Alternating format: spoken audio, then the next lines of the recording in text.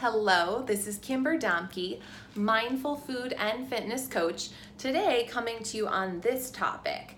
A lot of clients and friends ask me, what the heck to do while traveling? Is it possible to stay on your food and fitness game while traveling? And my answer is absolutely yes it is, but it takes a little bit of planning, right? It takes a little bit of effort when you're faced with massive, delicious chocolate in your destinations and other treats. So I just came back from a birthday trip to Ecuador, and I wanted to share a few of the things that I used and prioritized while traveling. So number one is back to mindfulness, right? Back to this idea of registering 80% fullness at your meals. You don't want to be walking out of a restaurant waddling or feeling like you need a stretcher or someone else to help you up from your meal. You want to be able to walk out briskly and get on with your way. If you're not at that level, you might be more than 80% full. You might be 120% full. So that goes along with this old idea, hara hachi bu. We have a video on that. That's the Japanese concept of 80% fullness. How the heck do you apply that while traveling, right?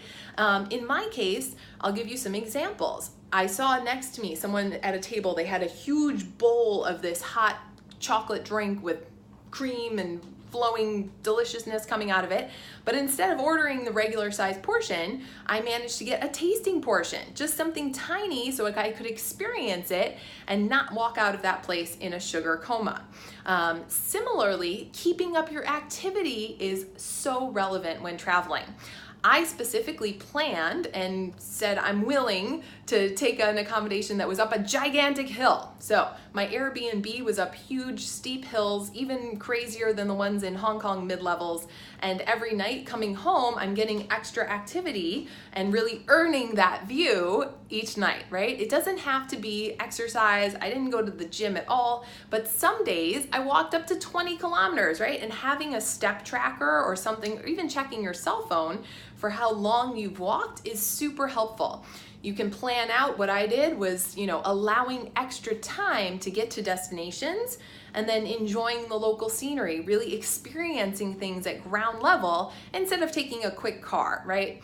Maybe I took the cars a few times when those hills got super steep or it was hot out, but overall, I expanded my walking by planning ahead and allowing a little extra time.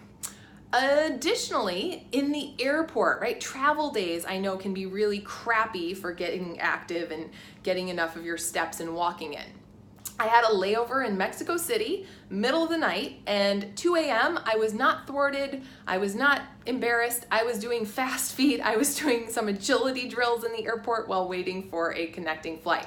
So really you can make time for this anywhere, and no matter what you're wearing, you don't have to be in gym clothes and at a gym to get this activity in. What else? I just want to prioritize some of the basics, right? So for me, that means setting certain things as non-negotiables. Water, critical, right? Buying bottles of water when I was out and about, super helpful. Get the large size, not the small ones, and also vegetables. And it can be hard to find vegetables in certain cuisine, certain areas of the world, but if you're willing to pop into a local market, you're bound to find more options. So that's one thing I love to do when traveling is explore the local markets. All right, if you are looking for support on traveling healthier, whether for work or pleasure, or just getting your fitness and food priorities in order and getting a little kickstart, don't hesitate to direct message me. I have an awesome program coming up with Angela Hubbs. It's going to be a 3-week detox that occurs online, and don't worry, we're not going to be going on a juice cleanse or anything of the sort. It's going to be real simple, strategic stuff to find out where you're held back with your food and fitness and what we can do to just push you a few feet forward. All right. Also would love to hear about your wins while traveling and look forward to hearing from you soon. This has been Kimber Domke, mindful food and fitness coach, encouraging you to have some adventure, enjoy delicious stuff like these fresh cacao nibs out of Ecuador, and be brave, be bold, but don't give up on your fitness goals just because you're traveling. Take care and see you soon.